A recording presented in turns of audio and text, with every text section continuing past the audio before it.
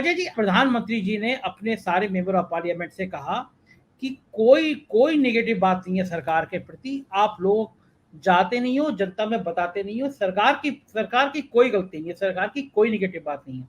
तो मेरा सवाल आज अजय जी, मैं आपके आने से पहले ये पूछ रहा था कि क्या वाकई में सांसदों की गलती है, वो जाती नहीं है?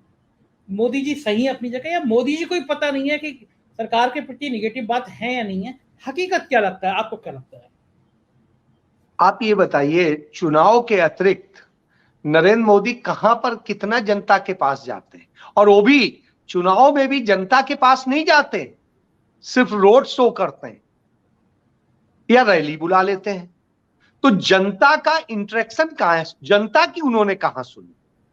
तो सबसे पहले तो वो सुधार, एक बार इसमें छोटी सी कहानी है। गांधी जी के पास में एक महिला अपने बच्चे को लेके पहुंची और बोली कि ये गुड़ बहुत खाता है। गांधी जी ने कहा अच्छा अगले हफ्ते आना। वो अगले हफ्ते पहुंची। गांधी जी ने कहा और अगले हफ्ते आना। फिर वो अगले हफ्ते पहुंची, कहा अच्छा अगले हफ्ते आना। अगले हफ्ते पहुंची तो उन्होंने कहा बेटा ज्यादा गुड़ मत खाया करो, नुकसान करता है, और ऐसे ऐसे। उनका गांधी जी इतने से शब्द कहने थे तो उसी दिन कह देते। उनका उस दिन मैं नैतिक रूप से नहीं कह सकता था, क्योंकि उस दिन तक मैं भी गुड़ खाता था।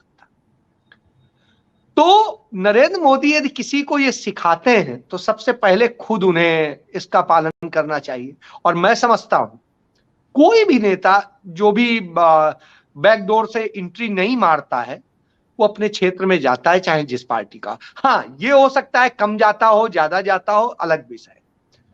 आपको बताएं, भारतीय जनता पार्टी के तमाम नेता इस बात के लिए चिंतित हैं आज कि उनके प्रधानमंत्री ने आज वो कर दिया है कि वो अपनी जनता पे क्या सफाई दे।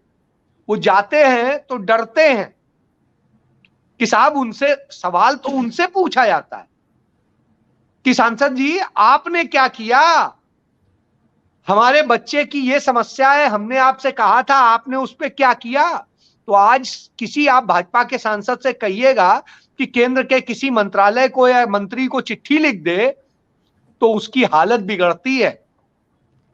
वो कहता है चलो मैं फोन कर देता हूं, ये कर देता हूं, और चिट्ठी नहीं लिखेगा। पूछिए किसने मना किया है? जो भी आपके मित्र हो पूछ लीजिए, बताएगा कि वहां से ऊपर से मना किया गया, चिट्ठी विट्ठी मत लिखना, रिकॉर्ड में नहीं होनी चाहिए। तो भाई साहब, लखनऊ में आप रह रहे हैं, ब्रजेश पाठक पहले मंत्री थे जिन्होंने सरकार की उन नाकामियों को लेकर कोविड के दौर में चिट्ठी लिखी थी। उनकी बिटिया की शादी में 70,000 से अधिक लोग मौजूद रहे होंगे और लोग दिल से पहुंचे थे। चंद लोग सत्ता के कारण भी जाते हैं, लेकिन अधिकतर दिल से पहुंचे थे। और सुशील भाई जानते हैं, यूनिवर्सिटी के दिनों के जो उनका चपरासी होता था वो भी वहां पहुंचा था और उतने ही धड़ल्ले से पहुंचा था। तो मैं ये बताता हूं कि जब आप जुड़ते हैं तो इस तरह से होता है, आप चलते हैं। मैं आपको एक छोटी सी घटना बताता हूं। जब वो बने यूपी के डिप्टी सीएम, तो मैंने एक चीज कहा कि स्वास्थ्य की व्यवस्था बड़ी खराब है यार। मैं आज ही इत्तेफाक से उन्हीं दिनों मैं ट्रेवल कर रहा था, तो मैं हरदोई से ही होते हुए आ रहा था। मैंने कहा यार तुम्हारे जिले के उधर से आ रहा हूं और स्थिति में रास्ते में लखनऊ और उसके बीच में ये हॉस्पिटल पड़ता है और उस हॉस्पिटल की दशा जाके देख लेना। उसने कहा भाई इसीलिए फैसला किया है कि हेलीकॉप्टर बहुत मजबूरी होगी तभी यूज करूंगा, नहीं तो मैं गाड़ी से ही ट्रेवल करूंगा और जहां होगा जगह जगह जाने की कोशिश करूंगा। वो कितना कर पाते नहीं कर पाते, लेकिन आप एक चीज समझ लीजिए, ब्रजेश पाठक को कोई भी आदमी आपको गाली देता नहीं मिलेगा, लेकिन उसी भारतीय जनता पार्टी के तमाम मंत्री ऐसे भी हैं जो संघ से आए, कहते हैं प्रचारक तो बड़ा चलता था, जाके मिलता था। और स्थिति यह है वो 100 कदम पैदल चलने को तैयार नहीं है। और ये जब मैं शब्द कह रहा हूं तो नरेंद्र मोदी को भी कह रहा हूं। राहुल गांधी का जवाब देने की उन्होंने कोशिश की थी अपनी राष्ट्रीय कार्यकारिणी के दौरान, लेकिन वो 750 मीटर भी गाड़ी पे ही सवार होके चल पाए, हिम्मत नहीं हुई कि पैदल चल के दिखा दे। और आप याद करिए गुजरात में भी उन्होंने एक कोशिश करी थी, और कितने मीटर चले थे वो भी आप देख लीजिए। तो उनकी उम्र हो गई है अजय जी, बेचारे उम्र तो का भी नहीं, तकाजा है। मैं कह रहा हूं चलिए उनकी उम्र हो गई, तो साहब जयराम रमेश उनसे बड़े तो नहीं, मतलब छोटे तो नहीं है, दिग्विजय सिंह उनसे उम्र में छोटे तो नहीं है, और तमाम सारे ऐसे बुजुर्ग नेता थे और जो बड़े बड़े पदों पे रहे और अपने दौर के वो रहे, वो चले। और पी चिदम्बरम जैसे नेता तो उनसे उम्र में ज्यादा हैं, अजय जी ये चले ना। कांग्रेस नेता है ना, ये मशरूम खाते हैं विदेश से मंगा के। हाँ, वो वही तो नरेंद्र मोदी ने उन्हीं से तो सीखा। वो जो है 80,000 का है या 1.5 लाख का, जितने का भी है किलो वाला है। तो बहरहाल भाई अब सत्ता में है, खा सकते हैं, तो वो स्थिति है। तो चलिए मैं मशरूम की बात नहीं करता हूं, तो मेरा ये मानना है कि आपको सीखना चाहिए। सुशील भाई बैठे हैं, और लखनऊ का याद होगा, राजीव गांधी आते थे और उसके बाद में 99% हेलीकॉप्टर इस्तेमाल नहीं करते थे। गलत कह रहा हूं सुशील भाई? अमेठी जाने के लिए सदैव गाड़ी जाते थे और खुद चलाते थे। और आप पूछिएगा कई लोगों से, मैं आपको बताऊं, उन दिनों अमेठी जिला नहीं हुआ करता था, उस समय सर्किल होता था, और पहले तो थाना ही होता था, सर्किल भी नहीं होता था। बाद में राजीव गांधी के आने के बाद सर्किल बना। तो आप ये समझिए कि तमाम बार वो क्या करते थे, तमाम सारे सिक्योरिटी वालों को रोक लेते थे एकदम, और तमाम की गाड़ियों की चाबी ले लेते थे, और चाबी लेने के बाद में एकदम से फेंक देते थे कहीं नहर में, कहीं किसी जगह। और उसके बाद में वो बेचारे परेशान कि कैसे आए कैसे आए, और राजीव गांधी अपनी गाड़ी लेके चले जाते थे और जनता के बीच में गांव गांव में घुस जाते थे और उनके साथ मिलके आते थे। पंडित जवाहरलाल नेहरू का याद कर ली, वो अचानक एकदम से कहीं से उठते थे और चल देते थे, कहीं किसी के किसान के खेत पे रुक गए, कहीं रुक गए। और वो घटना याद करिए, नेशनल हेराल्ड के एडिटर थे, और एक मैं भी एग्जैक्ट नाम अभी चंद मिनट में बता दूंगा, भूल रहा हूं। और पंडित नेहरू रायबरेली में कोई सभा संबोधित करके आए, और आने के बाद में उन्हें लगा कि अभी थोड़ा टाइम है दिल्ली जाने के लिए, जो है जहाज पकड़ने के लिए, क्योंकि वो कभी भी सेपरेट जहाज यूज नहीं करते थे, तो वो कॉमन जहाज से ही जाते थे, तब एक ही फ्लाइट होती थी। तो उसका टाइम था, तो उन्होंने कहा चलो नेशनल हेराल्ड हो लेते हैं। नेशनल हेराल्ड जाते हैं तो पूछते हैं कि साहब कहाँ है चेलापति राव साहब? तो कहाँ है चेलापति राव साहब के लिए पूछा, तो पता चला कि संपादक जी तो अब शाम को आएंगे। तो भाई संपादक जी, तो उन्होंने कहा अच्छा। तो उन्होंने चपरासी से कहा एक काम करो, कागज दे दो। उसने कागज दिया, उन्होंने खबर एक लिख के दे दी, और खबर लिख के और वहां दाब के वो चले गए। उसके बाद में जब वो आए तो उन्होंने देखा, तो चेलापति राव का अपना अलग अंदाज होता था। तो बाद में उन्होंने कहा चपरासी से ये कागज कैसे रखा है? तो उनका वो पंडित जी आए थे, उनका अच्छा। उन्होंने देखी खबर, पंडित जी ने उसी रैली की खबर जो है लिख के गए थे, उन्होंने उठाई और फाड़ के फेंक दी डस्टबिन में, और कहा पंडित जी प्रधानमंत्री हूं, वो अपना काम करे, संपादक मैं हूं, मेरा रिपोर्टर भेजेगा खबर, जब आएगी तब देखा जाएगा। तब डाक से आती थी, मैंने खुद डाक की खबर एडिट की है, इसलिए मुझे पता है, मैं रीजनल डेस्क में रहा हूं।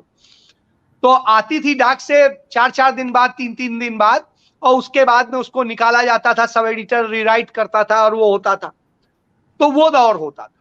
तो आप ये समझिए कि अब सोचिए, वो वहां से लेके यदि लालबाग होते हुए और कैसरबाग तक वहां के दफ्तर गए, तो वो मोहल्ले सारे देख लिए ना, वहां हो लिए ना, वहां की वास्तविकता से वाकिफ हुए ना। अच्छा ये होते। अजय जी आप इतने बड़े इलेक्ट्रॉनिक मीडिया के ग्रुप के समूह के संपादक रहे हैं, और जैसे आपने बताया कि प्रधानमंत्री जी के यहाँ से खबर आई, उन्हें फाड़ के फेंकी संपादक ने। अब अगर मोदी जी के यहाँ से सुधीर चौधरी जी को कोई खबर दी जाए, तो सुधीर चौधरी जी क्या करेंगे? फाड़ के फेंक देंगे? क्या करेंगे सर? वो उसमें सोचेंगे और क्या बना दिया जाए, और इसमें क्या जोड़ दिया जाए कि ये खबर जो है प्रधानमंत्री को लगना चाहिए कि खुश हो गए। इसमें क्या और हम अपनी तरफ से जोड़। मैं एक छोटा सा एक किस्सा अपना सुनाता हूं। मैं उन दिनों अमर उजाला मेरठ में होता था। अच्छा, अतुल जी ने एक दिन मुझे बुलाया और कहा, अजय तुम्हें धर्म का बहुत अच्छा ज्ञान है, मैं चाहता हूं कि धर्म यहां बहुत बड़ा इशू है पूरा बनिया समाज में। और अतुल जी खुद पहुंच जाया करते थे, कई जब प्रवचन चल रहे होते थे वो होते थे। तो उन्होंने कहा एक काम करो, सुबह जो 2-4 प्रोग्राम होते हैं अच्छे बड़े वाले, वो तुम कवर कर लिया करो।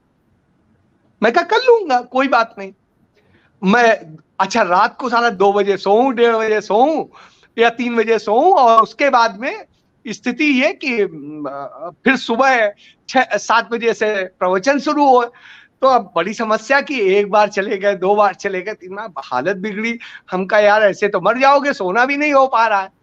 हमने कोई बात नहीं। उसके बाद हमने जैसे होता है, मैं वही बड़ी ईमानदारी से कह रहा हूं, तो उसके बाद में एक प्रवचन चल रहा था, तो एक दिन गए और जाने 10 दिन चलना था। एक दिन गए, हमने कहा अच्छा ठीक है। तो पंडित जी से मुलाकात हुई, सब कुछ हुआ और पूरा उन्होंने चाय पानी कराया और वो कराया।